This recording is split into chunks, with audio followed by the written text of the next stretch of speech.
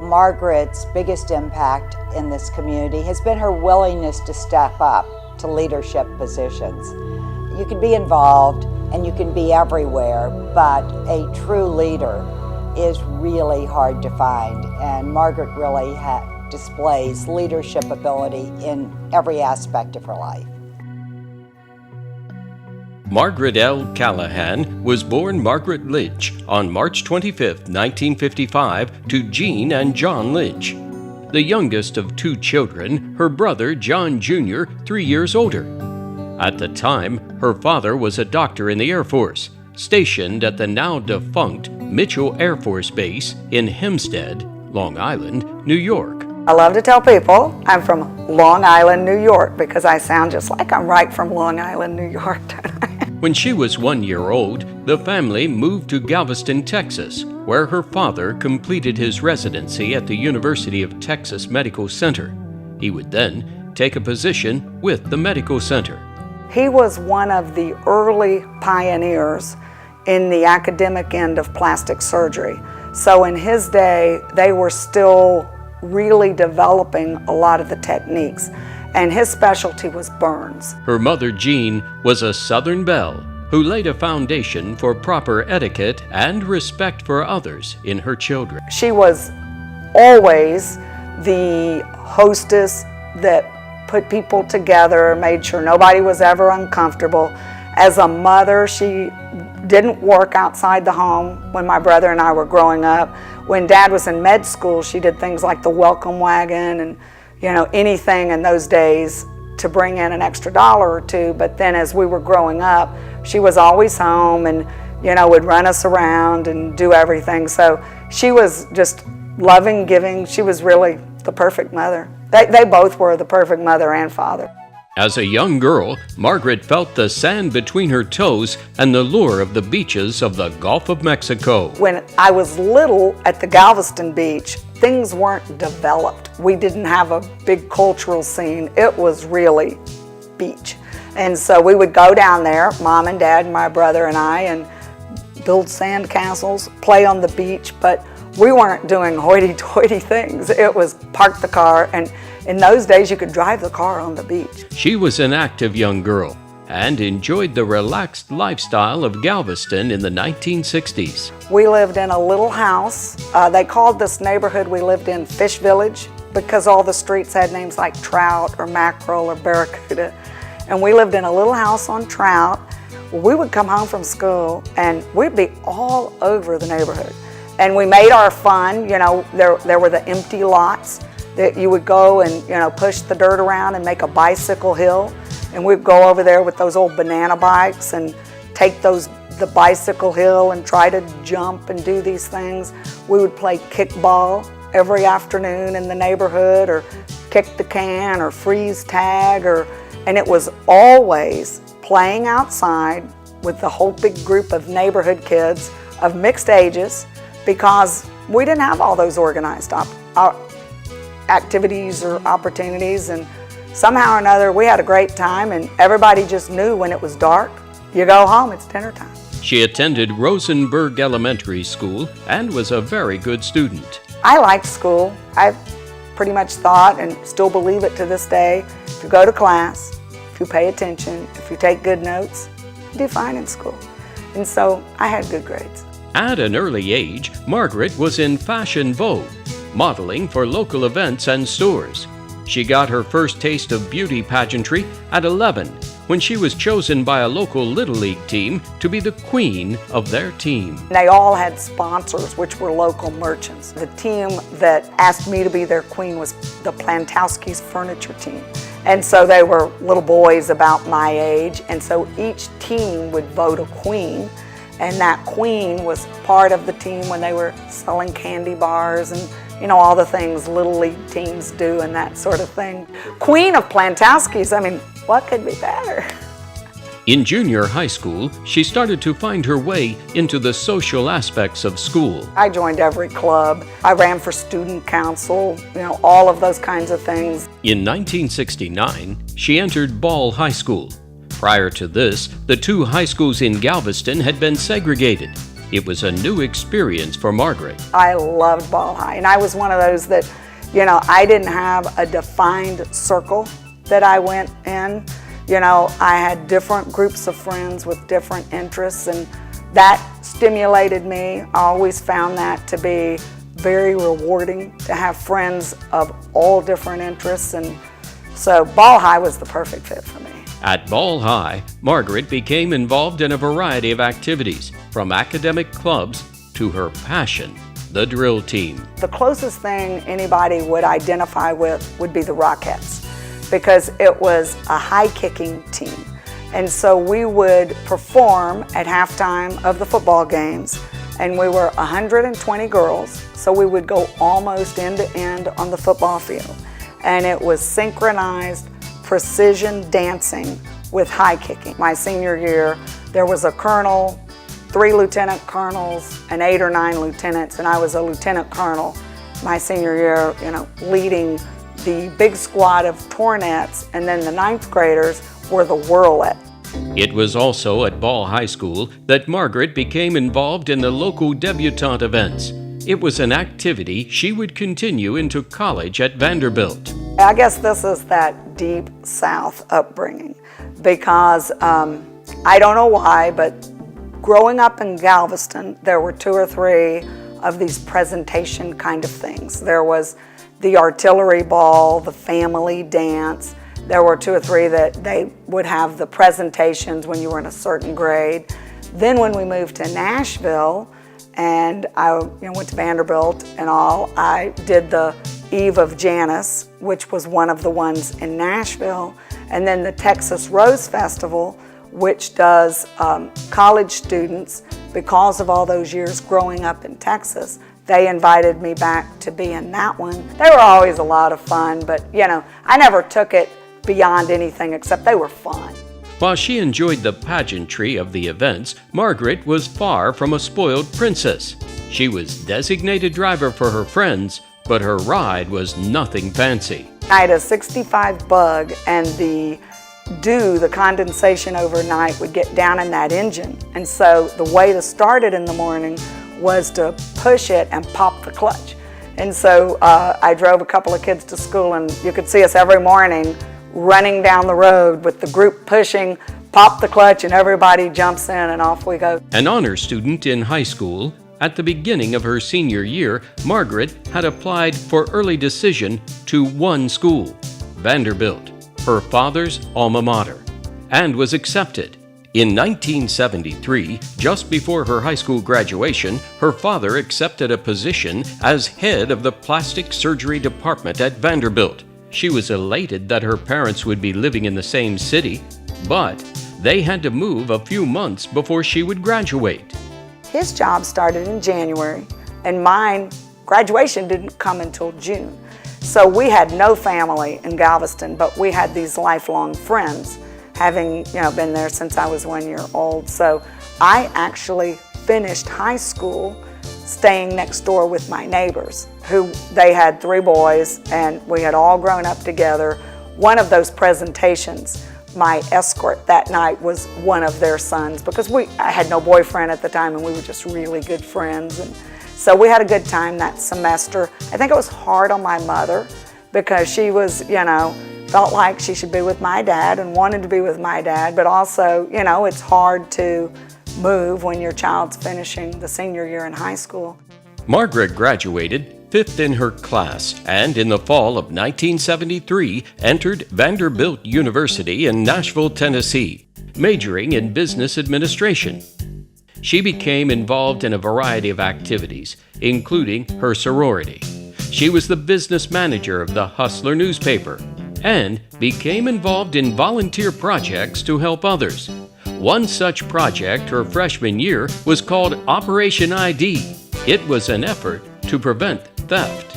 We would go around and engrave, now think how crazy this was, little did we know then, Social Security numbers on people's hardware, so if it got stolen, you could identify it. Well, think about that today. It was a very different world. It was also her freshman year when she met 7 fellow freshman students that would become lifelong friends and earn a reputation on campus for their antics. 2 weeks into their first year, they decided to test the chancellor's open-door policy and showed up at his office unannounced. His assistant is sitting there, and we said, we're freshmen, and we've come to see Chancellor Hurd. And she said, well, I'm sorry, you can't see the chancellor without an appointment. Well, we heard he had an open-door policy. So here we are, kids of the 60s, And of course, she was trying to explain to us that that's not exactly what that meant. That's not exactly how that worked. Well, he happened to be in there, and he heard us. And he called out, he said, no, let him in. And so we went in there, and we were all just slouched all over his office. We had no idea, when we look back later at how accomplished he was and what, he had done in his life. What were we thinking? And at some point during that conversation, he said, my, you're a wild bunch, aren't you? Well, so we dubbed ourselves the Wild Bunch. And then the whole time we were at Vanderbilt, he would meet with us 3 or 4 times a year to get the pulse of the university. And he decided, that we were going to be his eyes and ears. The Wild Bunch became their handle, and they developed a special relationship with Chancellor Hurd. All excelled academically as well as in student activities. In their senior year, they decided to induct the chancellor into their group. They borrowed a limo from the lady at the local liquor store and entered the chancellor's office in bandanas with water pistols in hand and proceeded to kidnap the chancellor. We had done ransom notes to all the deans and what have you, because we were going to take him out to this big alumni's farm, give him champagne and hot dogs, and induct him into the Wild Bunch. And he was great. He came with us, and we threw him in the limo, and he said, I only have one request. Can we not open the champagne until we're off the campus? And we said, that's reasonable. We can do that. Hostage negotiation going well. That's okay. So we went out, we had a hot dog weenie roast. The Wild Bunch remained friends throughout their lives and recently paid a special tribute to Chancellor Hurd. The library is named for Chancellor and Mrs. Hurd, and he passed away this year, and so our group has done some special gifts and things to remember the Chancellor, because he, after all, was a member of the Wild Bunch. It was also her senior year at Vanderbilt that she met a handsome young man named Matt Callahan, who would change her life, or perhaps she would change his. Her college roommate had worked summers as a camp counselor at Camp Winnetosca in Alabama and was having a party for her former counselor friends. Matt was one of them. I'm sitting in the Tridelt house. Now this shows you how big this night was for me. On the floor of the chapter room watching the Mary Tyler Moore Show. And I hear this commotion and all these people come crashing in. And they've been out all over everywhere. And so they come in and they say, we're going down to Printer's Alley, come with us. It's like, I do not want to go to Printer's Alley. Well, of course, make a long story short, they talked to me into going. And I went down there and I was like, hey, Wayne, that guy, he's kind of cute. She said, don't you know Matt? He goes to school here. He's not one of them from Auburn or whatever that's in for the weekend. I was like, he goes to school here? Yeah, we're good friends. I was like, oh, okay. Well, so that night, it was a big bunch of people. I thought, well, he was a cute guy, but that was that. And I just remember being struck by how pretty she was. And as I got to talking to her, how intelligent and witty she was as well. And a few days after that, I called her up to see if she wanted to go grab a cup of coffee or something. The way we took messages at the Tridelt house, there was this big chalkboard. And anybody who was passing through might answer the phone. They might give you a message, they might not. Well, in the corner of the board is written in this little print, Matt called. And so I'm running around the house. Who wrote this message on this board? Who did Matt call? Which Matt is this? Of course, well, it turned out to be that Matt. And so he called and he said, would you like to get together? And I said, well, that might be fun. That turned into a couple of hours of conversation. And it just kind of blossomed from there. I knew right then. There was never a question. And from then on, we were together every day till now. Margaret graduated from Vanderbilt with a BA in Business Administration cum laude in May of 1977. On December 2nd of that same year, she and Matt were married. We got married in Nashville at Belmead United Methodist Church. We had a big wedding, a formal wedding at 8 o'clock at night. Lots of bridesmaids. It was in December, so we used Christmas greens, and the bridesmaids' dresses were red. And it was a beautiful wedding. And then we had the reception over at the University Club, which is on the Vanderbilt campus, and it's a beautiful place. And, it was a big do. We had the band, we had, it was a fun night. I remember walking down the aisle after the vows and everything, and I felt like I was walking on air. Their wedding behind them, they were ready to focus on their careers. Margaret had accepted a position in public relations at the Country Music Foundation in Nashville. It's the foundation for the Country Music Hall of Fame. It was the early years of the facility, and it was not the main attraction in Nashville. In those days, Opryland was a theme park. Everybody knows the Opryland Hotel, the big Gaylord property today, but in those days, before the hotel was built, Opryland was a theme park, like Six Flags or one of those, and it was a unique theme park because it had the rides that they all had, but it had live music, the country music all throughout the park. And so what we had to do at the Country Music Foundation was really sell Nashville, sell Opryland, sell Lynchburg, which is near Nashville where the Jack Daniels is made, and then get the Hall of Fame put on their tour, because no one would come to Nashville in those days just for the Hall of Fame. Because again, back in the late 70s, this is before the Titans and the Predators, and Nashville was a very different city in those days. After a year at the Country Music Foundation, Margaret decided she needed something that could provide her with a lifelong career. She consulted with her mentor, her father, and he suggested she seek a training program in banking. I started in the Third National Bank training program with really no intention, almost 33 years later, of still being there, but really just to learn, to grow, to get some skills. You always stared down that issue of, I have no experience. How do I get a job when everybody wants experience? And so the training program seemed like a great way to get started. In the training program, she learned every phase of banking. Upon completion, she began working at Third National Bank and quickly advanced from assistant manager to manager.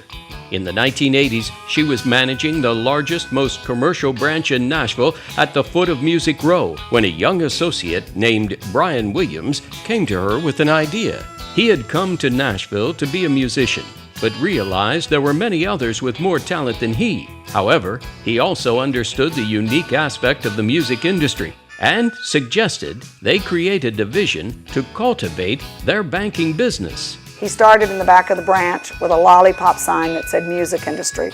Next thing you know, we're adding another officer to work with him, then an assistant. Before long, we're renting space on Music Row.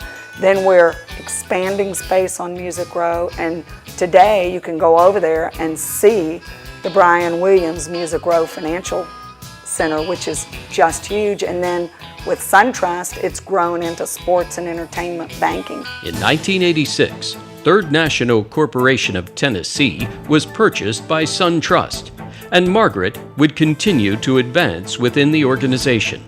In the 1990s, she was put in charge of retail banking and soon was traveling throughout Tennessee and Alabama as the Group Retail Line of Business Manager for SunTrust Banks, consulting with other branches of the bank. In 2001, she was promoted to president of the Chattanooga region, becoming the first woman president to be named a SunTrust region president. The next year, they said, well, actually, we want to expand and turn this into a region. So we would like to give you Northwest Georgia, Alabama, and Western Tennessee, because we weren't in Memphis at that time. Well, that sounds like fun. So we were operating in 2 time zones, 3 states. Margaret would continue to open doors for women. Throughout her tenure in Chattanooga, she was frequently recognized for her efforts in breaking the glass ceiling for herself and employees, winning the Athena Award presented by the Chattanooga Chamber of Commerce in 2003. She was cited for her work in helping women move up the ladder as well as in leadership. She was honored by several nonprofit organizations for her service to the community and was a driving force behind the local Chamber of Commerce. During this time, she and Matt were also raising a family. Their daughter Jean was born February 17, 1982, son Philip, August 14, 1983, and son Stephen, May 18, 1987. Margaret was focused on her career, but placed her family above all else. One thing that I really was always adamant about, and it's really one thing I'm the most proud of, more so than the banking career, was early on I was very lucky because I started working for this one individual who's one of my mentors and still a friend to this day. But I just told him, I said, you know, I don't play golf, I don't do all that kind of thing, but I have got to be at these children's events. If it's a spelling bee, if it's a field day, if it's an awards ceremony, if it's announcing the cheerleaders or whatever, I've got to be there. She was always very involved. Both my parents worked full-time, and my brothers and I all were in as many extracurricular activities as we could possibly be in. But she was always there. She was there for every football game where I was cheering. She was always at every dance recital, every track meet, every school function. I mean, she was just very, very involved. She always made time for us kids.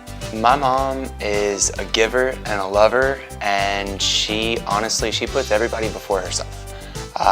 She wants to see the world be a better place in the wake of her walking through it, and she does a really fantastic job at it. All three of us, my brother and sister and myself, have all been very active throughout school with extracurriculars, academics, everything, and she's never missed anything, even as small as a spelling bee.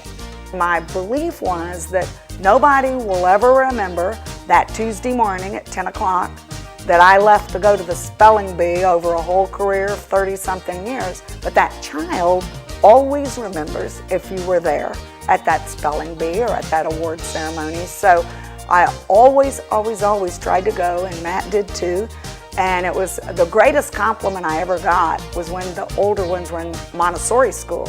And one of the teachers told me, she said, I want you to know that we see more of you than we do many of these moms who don't work outside the home. While in Chattanooga, Margaret returned to Vanderbilt in order to complete her MBA. Her daughter Jean was also attending Vanderbilt. The day Margaret graduated in 2004 was especially meaningful. Jean graduated with her undergrad in the same ceremony I did, and so it was a lot of fun. Vanderbilt, you know, they're so used to dealing with that. We started in the same general ceremony. They put her at the front. We saw her graduate. They raced us all over to my graduation. So I got to be very early to walk across the stage to get my diploma, and then we had our own parking spot. They whisked me away, and I was able to go to her program that was held in a different building and go watch her walk as well. So it was really exciting. She saw me graduate. They raced her back in time to throw her hat with her classmates, and then we both showed up at the strawberry reception, and we had a good time. In 2005, SunTrust underwent a major reorganization in Florida and asked Margaret to become CEO of the region from Manatee through Collier County. We were in the absolute peak of the boom, and that was part of the Florida reorganization and why I was asked to come down here. And it was an interesting time personally because our youngest was in the middle of his senior year in high school. And so my husband and son stayed while he finished. I commuted back and forth on weekends. It was a busy, busy time down here because those were the go-go days. What I found in Sarasota was a great bank, a great team, a wonderful community. It's funny, to this day, I'll be here 6 years, and to think about the deep relationships that have been built in that amount of time, this community is wonderful. Throughout her career, Margaret had an intense sense of the importance in giving back to the communities where she lived. In Sarasota, she brought that same commitment to our community, both personally and through the bank. I think it's so important to be plugged in and volunteer and donate at my core, because I really do believe that, you know, if you have been blessed, if you have been given a lot, That's not anything you did, and you really do need to give that back. I mean, I just believe that at my core.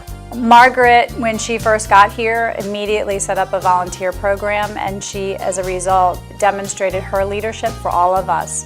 And now we have a program that not only started in Southwest Florida, but now is company-wide through the entire SunTrust system for volunteering and for encouraging our teammates throughout the entire system to give back to the community through volunteer hours. So it's really through Margaret's leadership that we've established that type of commitment throughout the entire bank. What a lot of people don't realize is that she's doing a great deal of work behind the scenes too.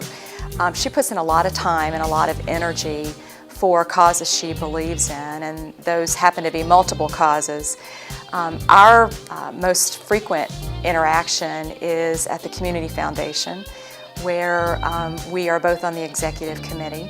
She really has just contributed so much in the arenas of economic development as the chair of EDC and numerous other boards and councils.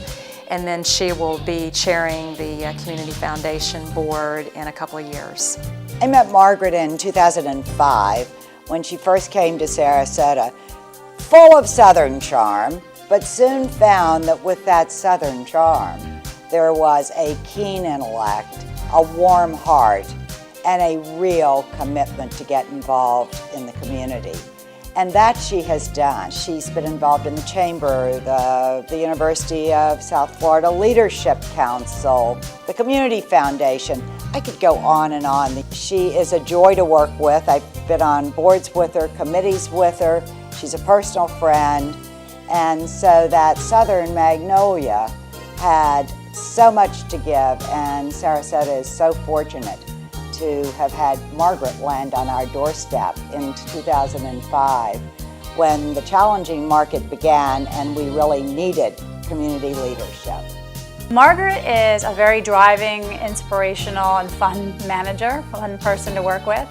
She has a tremendous amount of energy, I think, that inspires us all to do the best we can every day. She's not only committed herself, she's also committed the bank in terms of it being part of this community and helping people who are in need. And that is something that banks don't often get credit for. And I have to admire her for her initiatives in enhancing diversity and attempting to really help those who are impoverished, as well as running a great banking institution. So Margaret really has an amazing heart and an amazing soul. Margaret Callahan has been a successful businesswoman, mother, and citizen.